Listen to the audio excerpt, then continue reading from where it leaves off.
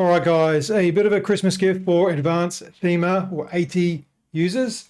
A couple of weeks ago, I put up a rough video just showing the possibility of creating your own framework using built-in bricks features such as the global class system and the global CSS variables, and then also using AT for the color management and a bunch of other stuff to make it possible, including, and last but not least, is the advanced CSS, which gives you a Sass capability for global styles in bricks. And those together, you can actually create a framework that you can work with in bricks.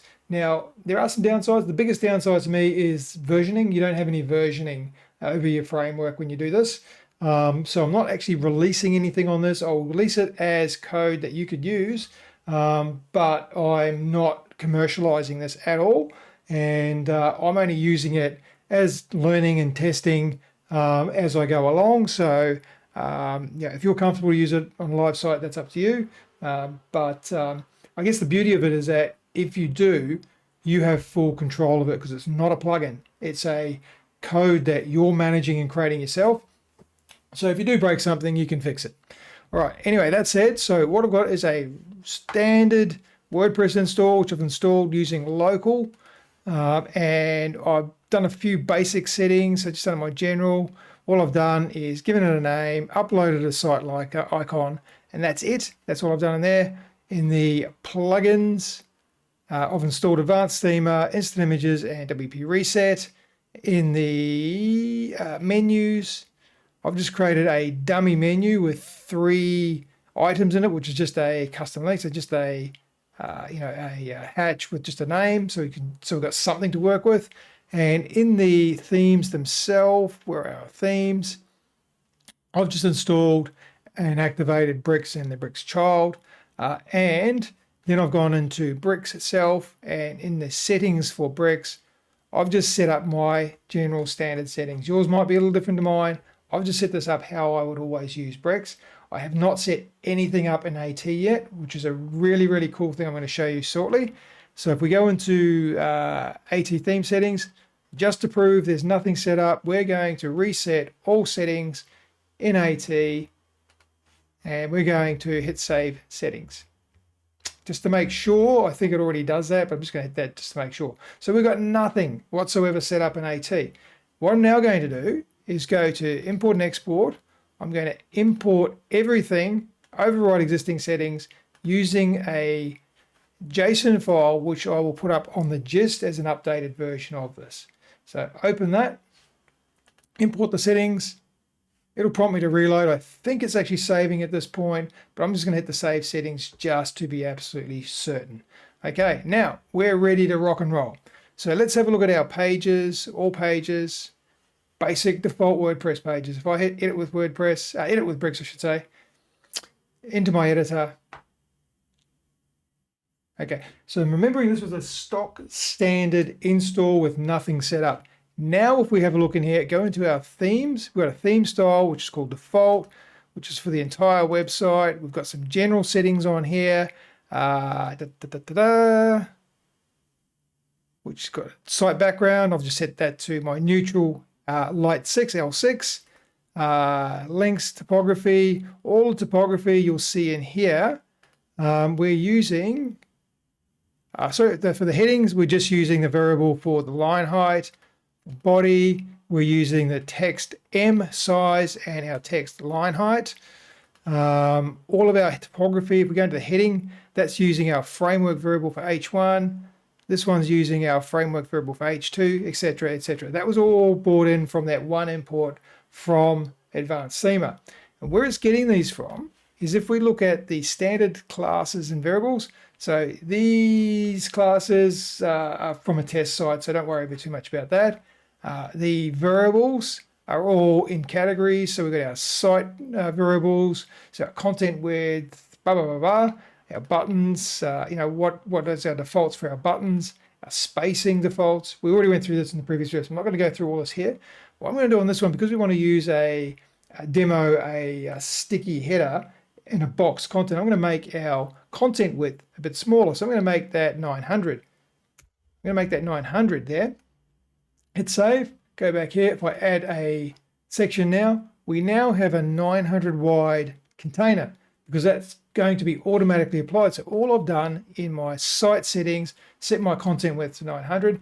That's set it up in the theme. It's given us a variable that we can use for calculations, for spacing and sizing and all that sort of stuff. And that's added to the theme automatically. And we also set a max width. That's for if you are using this on, those ultra wide screens and you don't want your sections to blow out. We can set a maximum width of our section so that we don't have, 8,000 pixel wide sections. But anyway, so that's another option in there. We then have measured heights, which is basically when you measure the height of your header at the different breakpoints. We can do that so we can deal with that with the sticky headers, which is something we're going to talk about shortly. Okay, so that's where you manage all of this. We then have in AT, in the advanced CSS, that would have imported all of this CSS or SCSS file here, and then all of the partials for that. Now, with this, the settings partial here is basically, this is mimicking the bricks breakpoints that are set. I just made one up for desktop saying that's anything above that is desktop. And then what we've got is a bunch of flags. So our enable body for height true just pushes the footer to the bottom. Topography reset, auto enable bricks button assign, which we'll look at, and enable auto spacing and enable the auto section padding sticky header. That's the one we're going to play with right now. When that's set to true, under our spacing, if that is set to true, then we want to apply these classes if the header is sticky. And there is actually an error there. I'm going to have to update that in my export. That should be a tilde, not a plus. Anyway, so I'm going to save and continue on that.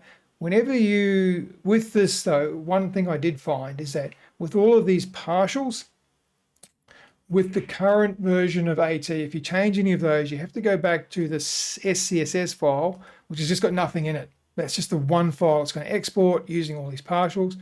You have to do something like press the space key and you see a little yellow dot next to it, which means something's changed. Hit the save and continue or save and close, and that's going to compile it correctly for you.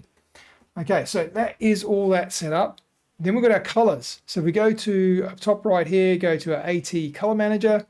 These colors were imported with that JSON as well, and you can simply change those colors. You can add variations.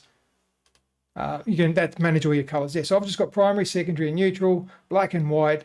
On my primary, secondary, and neutral, I've got light 1 through to light 6, dark 1 through to dark 6, and then I've got transparent 1 through to transparent 6. And these are defaults in AT. If you just added a color and press the generate shades, that's what it's going to generate for you. With the black and the white, all I've done is generated transparencies because we don't want shades of black and shades of white. That's what our neutral's for, okay? And the neutral may be not gray. It might be a slightly towards your primary. So if I got the primary here, grab that there, and go to, back to our colors here. If I went to my neutral and I set that neutral to be that, okay, that's not neutral. So we go to a RGBA, HSLA, HSLA, that'll do. So if we take the saturation out of that and we make that say 15, all right, and then we've got a neutral, which is slightly towards our primary color, and that could be quite useful. So I'll make that say 12, we want less of that. There's our neutral, which is slightly towards our primary color. If we want to darken it up a bit, that's already on about 50%, which I kind of like having the neutral at 50. So let's make that 50. And that is our neutral with a slight tint to it. Okay, so if I go to my box here and I say, some funky stuff going on here. Let's have a look here. Make sure that actually saves. It did. Okay. Right, so if I pick that section there and went into my background, I can set that to be my neutral. There's your neutral color there. See, it's got that slight shade to it. And there's the neutral. If that's too much, put the neutral there, go back to your colors, go back to your neutral there, and just back off that to maybe 8%. Okay, so it's more towards gray. So like if you're using blues or something, that can look quite nice, maybe 6%. So it's not quite gray, it's just got a slight tinge of the primary. All right, so that's how I would set that up. All right, so that is the basics of what the framework importing that JSON file has given us to work with. So I'm going to delete everything here, save that, and I'm going to now create a header. So we're going to have bricks, templates, add new templates, header, and we'll tell it it's a header, publish that, edit with bricks.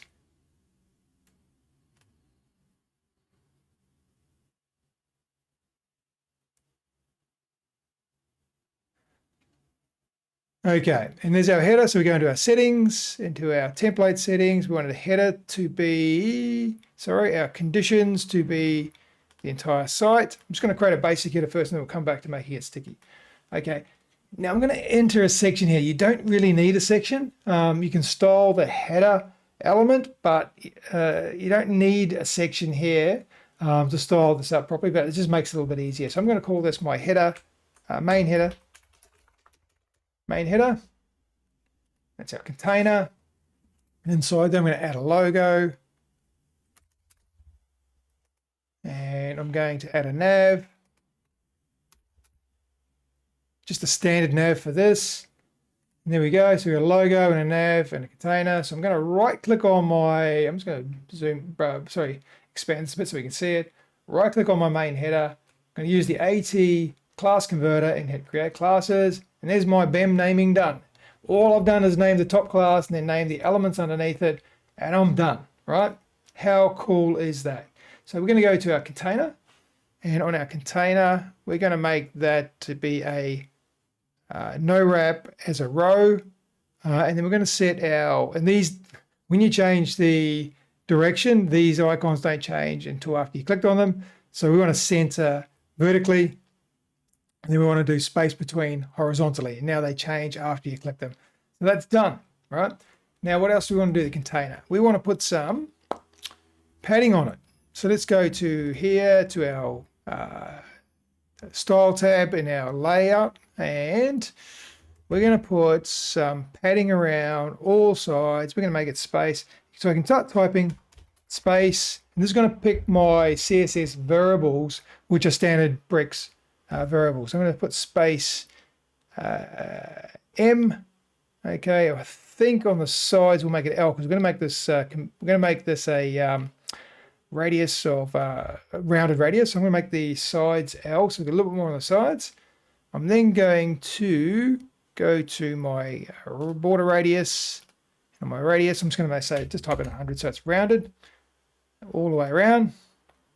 Okay, and then we're going to make the background. For the moment, I'm just going to make it a neutral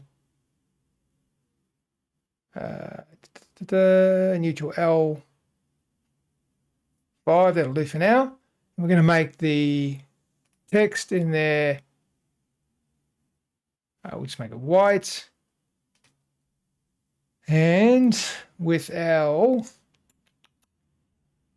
nav menu, I'm going to just make sure we've got that set to be white text, just so we can see how this will work as a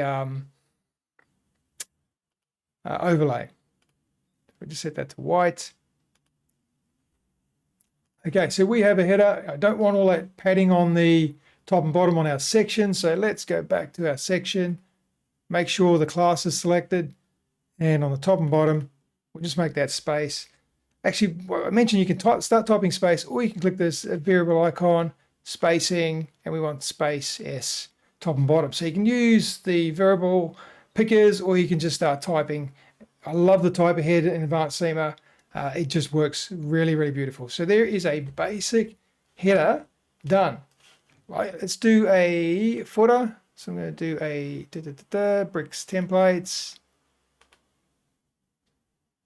footer. Make it a footer. Publish.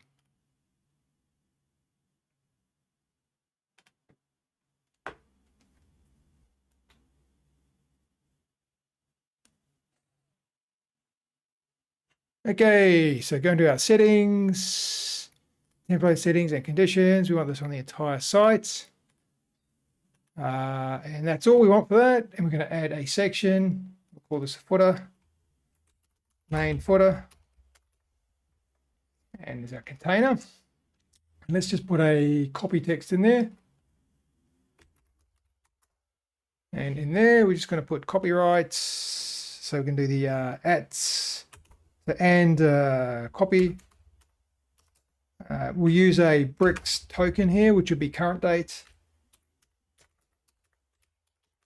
We only want the year, and we'll call this bricks bits. Bricks bits. Okay, so we've got our copyright 2000 year bricks bits. On our main footer, we're now going to create classes. You don't have to do this on headers and footers because they're only going to be used once, and then just as a template, they populate the site. But I just like working in one way, so I just typically make BEM classes out of everything.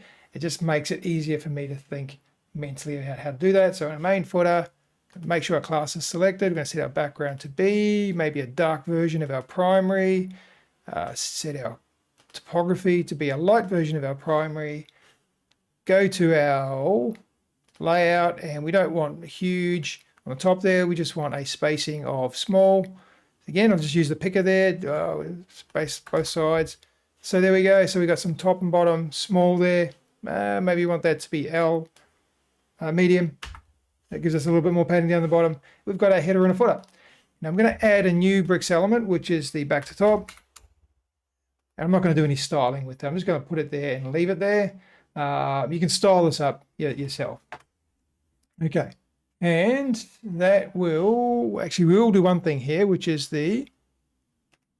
we want that to be, where is it? Visible after, make it 300 pixels. Okay. And the reason to do that is we're going to actually do the same thing with the header up here as well. So there's our footer. All right. So we've got a header, we've got a footer, done. Let's have a look at our sample page.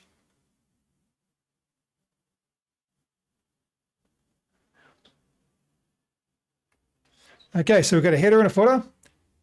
Let's add a section, add a header, maybe add a button. We've got an automatic button here, which I will talk about in another session. Here's our text. I'm just going to grab some Bob Ross lorem ipsum here to chuck in there, so we've got plenty to scroll.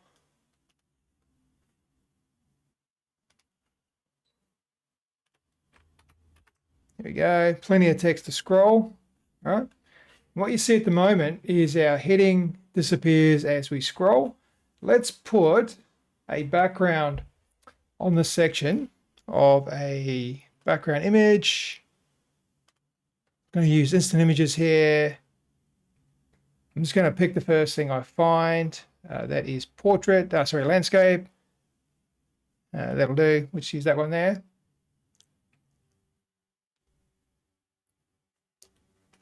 Okay, so we've got a background image here, which will make full. It's on cover already.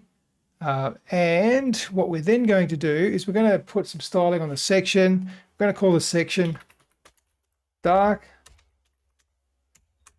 Okay, in section dark, we're going to go to our background. And in case we haven't got an image in the background, I'm going to set it to maybe my neutral D5, go to my topography. Actually, I'm not going to do the topography color here because it'll only affect the text. It won't affect the headings. What we're going to do is go to our CSS tab. I'm going to do a R tab. This is an AT thing. I think Bricks does this now as well. I'm going to do color of neutral. Let's make this a L4. Okay, and our color of our text is going to a neutral L4. For the headings, we need to be more specific. So we need to do R tab H1, R tab H2, R tab H3. I'll just do up to H4. R tab H4.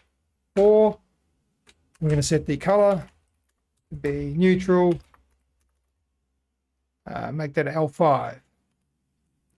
Okay, so now we've colored our headings. All we have to do is add section dark to a section, and we're going to make our typography the right colors. If we don't have an image in the background, we're going to have a dark background.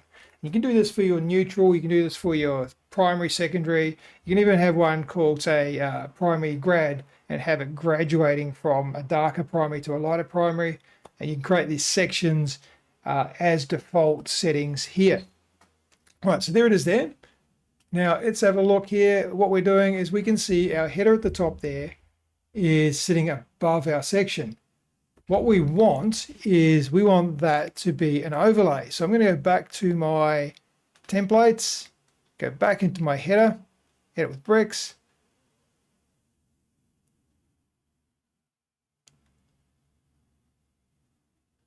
Okay, and then go into our settings, and in my template settings for the header, I want it to be a sticky header. And I'm going to do the same as I did with the back to top. I'm going to set it to scroll after 300 pixels. Okay, I don't need to do anything else here. I can just save that. Have a look at my sample page, refresh that.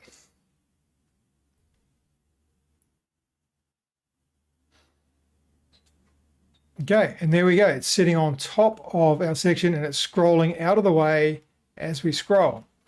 Okay, now what we're going to do is have some transparency on that. So let's go back to our header, and on our main heading here, our background, was it on the, no, it's on our container. We want to set that background to be a transparency. So I'm just going to use a white T2, for example, here. Save that, see what that looks like. It's already done it. It's updated already.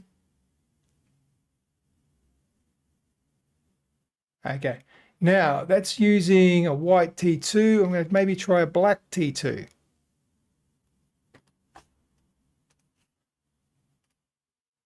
Here we go. So we can see some of the image behind it, but not all of it, right? And it's scrolling out of the way, which is exactly what we wanted it to do. Now you'll notice also the spacing is fixed. So instead, even though this section goes all the way to the top there, we've got extra spacing there. That's handled through the framework. In the framework here, when we set enable section padding sticky header, in the spacing, it automatically, if the header has sticky, it automatically sets extra padding on the top of that first section when it sees that sticky on the header. And then you need to measure these heights though for the different breakpoints. So in that, you need to go to the variables, the site settings, and you need to measure those and just put those in there. So each one of these, you would go to a breakpoint. So you go into here and you go, okay, what is our header height? That entire header height there. What is that header height there at desktop breakpoint? So we've got 67 and 10 and 10. So that's 67 and 20, so we've got 87. And then we go to a breakpoint, which might be 468, for example, 478.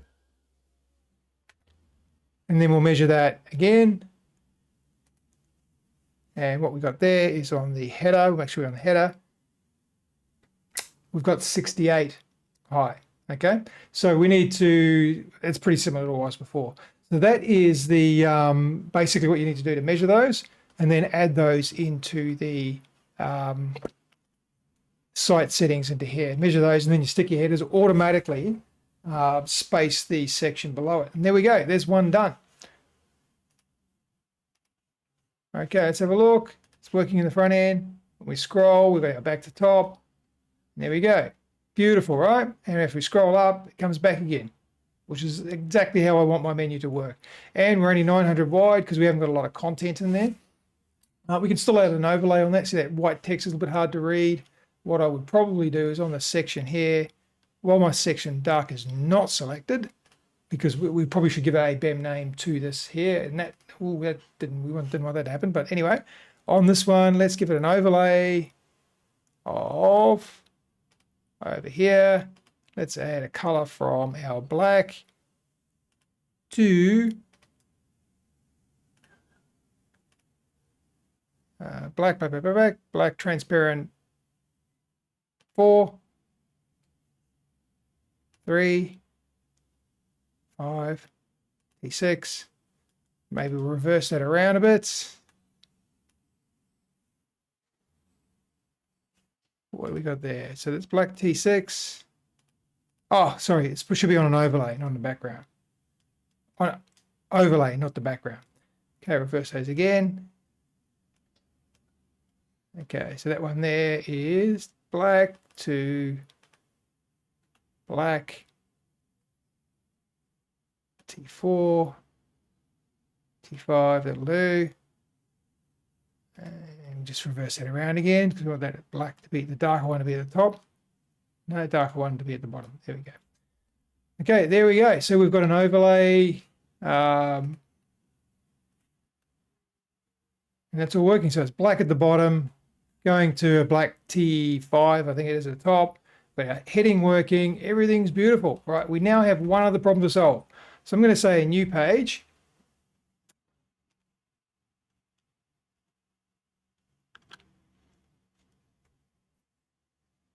Okay, come on, local. I'm going to call this about. Hit with bricks.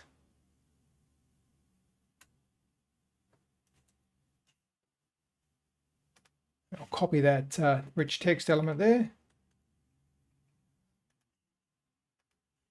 And we'll just paste that in. There we go. Into a section, I should say. Container section. Okay, what we see here is we've still got our sticky header. We've still got, what's going on, bricks? We've still got our sticky header. We've still got the scroll. Everything's perfect, except for our background here. We want to be different. Let's say we want that to have a, if we don't have a overlay section down here, we maybe want to have this header have a different background. What I suggest we do is we go and add an extra class. So under the page settings, general, I'm going to call this header dash primary dark. Copy that name there. So we just added a class. Now you do have to refresh the builder when you add a class there.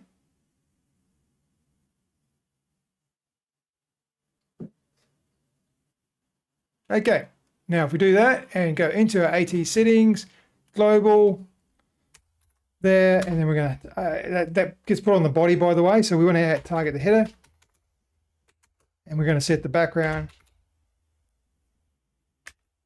to primary D3. That'll do. Save and close, save, refresh. Okay, why didn't that work? Let's have a look. Come on, Chrome. So we've got a header.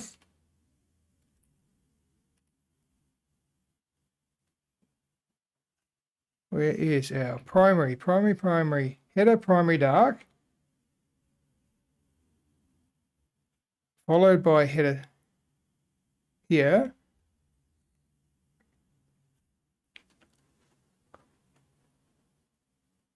Oh, forgot about that. AT. When you make changes here, so I'm going to hit the save. Didn't type that correctly. My fault. Typo. Save and continue. There we go. Here's our header primary dark. There we go. So we're going to header primary dark just by adding a class now to the page. So again, that gets added through your page settings here. Under general, we just add a class here. And then in AT, I just went into the global settings and said when our page has header primary dark on the body, we want to target the header and set the background to the primary dark 3. So that's pretty much it. So I think we've got to a point where we've done exactly what I said, where we've imported the framework. We've created a sticky header, which works nicely on our sample page here with our overlay with some imagery behind it. It also works nicely when we have it on a page where we don't have any imagery behind it. So we want to actually put a solid color behind it. And that is pretty much it. So I'm going to leave it at that. Hopefully that adds some value. I will put the current state of the JSON for AT up on a gist and share that. And hopefully that is something that you guys can use and learn from. But enjoy and try not to work too hard over Christmas like I will try not to, because otherwise I'll get in big trouble from my wife. Anyway, I'll enjoy your holidays and we'll see you in the new year.